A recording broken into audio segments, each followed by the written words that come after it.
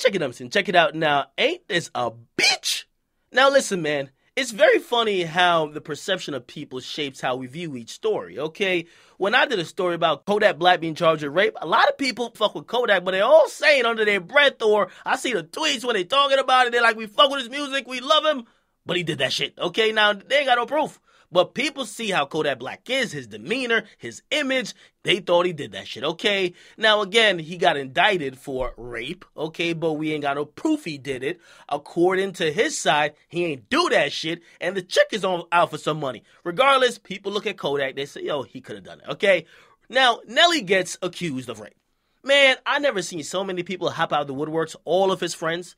Every goddamn person who rapped with him, produced with him, smoked with him, every other groupie that fucked him or sucked him, they're all coming out to vouch for Nelly. I've never seen this many vouchers for a nigga charged with rape, okay? Listen, I hope that is the same for everybody who's innocent, okay? If y'all are friends with somebody who's accused, please vouch for that nigga's character, because Nelly's getting vouched all the way for it. Now, the woman who accused him of rape, she's falling back. She says, you know what, man?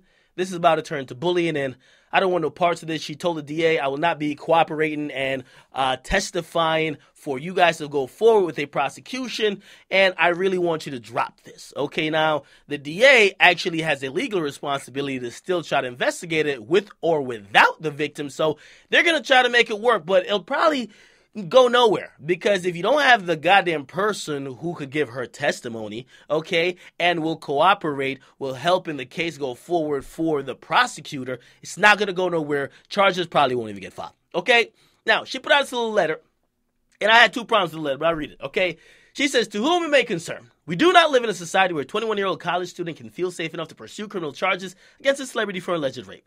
If in a moment of panic and fear she immediately calls 911, she will be interviewed, detained, and then sent to the hospital where a rape kit will be administered. Hours later, after she is allowed to return home, she will look at her phone only to be besieged by the text messages of screenshots of internet articles already describing the incident. Before her initial tears have dried, her phone will ring, and she will belatedly realize that she's talking to a reporter who's trying to befriend her. How did this reporter get my number? Will echo through her mind. Now, let me stop right there, okay? She's going through the range of emotions of being a victim. We don't know if she's a victim, but she's going through it in this paragraph. Now, my only problem with this paragraph is her acting like there's a problem with her having to be interviewed and also sent to the hospital. I know she might be a victim, but let's be clear, okay?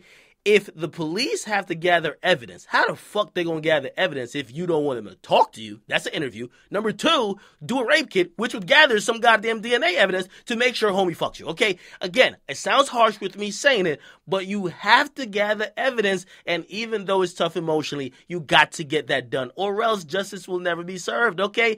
That's number one, okay? Now, by the way, she was right about the reporter shit. People too much in her business like that.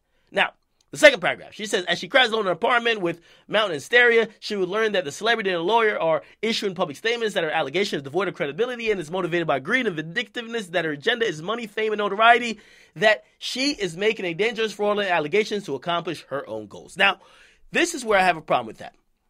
This is currently happening, okay? Everybody, as I said, who's defending Nelly, they're calling you a thot that's money hungry, that's lying, okay? Now, I know she is deciding to fall back, but if she truly is a victim, somebody around her has to empower her to go forward, because you actually set victims back when you fall back and make a public statement about you falling back. Okay? Now, victims who might come up in other situations are like, oh shit, that girl with Nelly, she fell back. Why make it? Why do I think I could win against some other celebrity? Okay, so somebody has to empower her to go forward if she is truly a victim. However, this could all be a cloak that she's a motherfucking fraud, a goddamn liar, and somebody's just making this shit up. Okay, if that is the case, Nelly got to sue her, because she got Nelly looking crazy, and even though Nelly got legions of supporters who don't believe it, a rape charge or allegation could really damage her reputation, and I hope if she is lying, Nelly pursues the full legal extent of his powers to get some money from her. She got to be punished, okay? However, once again, I got to do it, man. I know some of y'all don't believe her already, but I got to, listen, on a 1% chance she could be innocent or she could be telling the truth, dog. If she really is a victim, I believe she should go forward, not be shamed into hiding and dropping the charges, okay? Police will still try without her.